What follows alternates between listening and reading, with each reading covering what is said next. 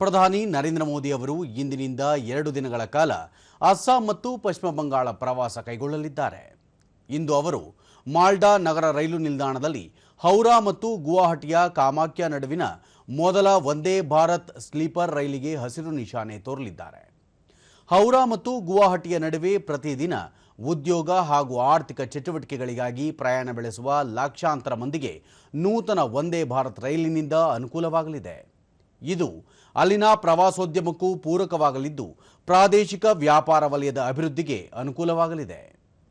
ಬಳಿಕ ಪ್ರಧಾನಿಯವರು ಅಸ್ಸಾಂನಲ್ಲಿ ನಡೆಯಲಿರುವ ಬಾಗುರುಂಬಾ ದೌಹೌ 2026 ಸಾಂಸ್ಕೃತಿಕ ಉತ್ಸವದಲ್ಲೂ ಪಾಲ್ಗೊಳ್ಳಲಿದ್ದಾರೆ.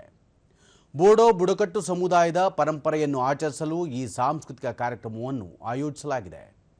ಈ ಉತ್ಸವ ಬೋಡೋ ಬುಡಕಟ್ಟು ಸಮುದಾಯದ ಶ್ರೀಮಂತ ಪರಂಪರೆಯನ್ನು ಅನಾವರಣಗೊಳಿಸಲಿದ್ದು ಸುಮಾರು 10,000 ಬೋಡೋ ಕಲಾವಿದರು ಪಾಲ್ಗೊಳ್ಳಲಿದ್ದಾರೆ.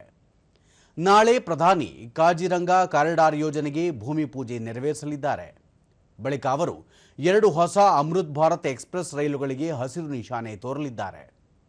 ಪ್ರಧಾನಿ ಪಶ್ಚಿಮ ಬಂಗಾಳದಲ್ಲಿ 4 ಪ್ರಮುಖ ರೈಲು ಯೋಜನೆಗಳಿಗೆ ಶಂಕುಸ್ಥಾಪನೆ ನೆರವೇರಿಸಲಿದ್ದು ಇವು ಜಲಪೈಗುರಿ ಜಿಲ್ಲೆಯಲ್ಲಿ ವಂದೇ ಭಾರತ್ ರೈಲು ನಿಲ್ದಾಣ ಸೌಲಭ್ಯದ ಆಧುನೀಕರಣ ಹಾಗೂ ನ್ಯೂ ಜಲಪೈಗುರಿಯಲ್ಲಿ ಸಿಲಿಗುರಿ ಲೋಕೋ ಶೆಡ್ ಮೇಲ್ದರ್ಜೆಗೇರಿಸುವ ಕಾಮಗಾರಿಗಳನ್ನು ಒಳಗೊಂಡಿವೆ.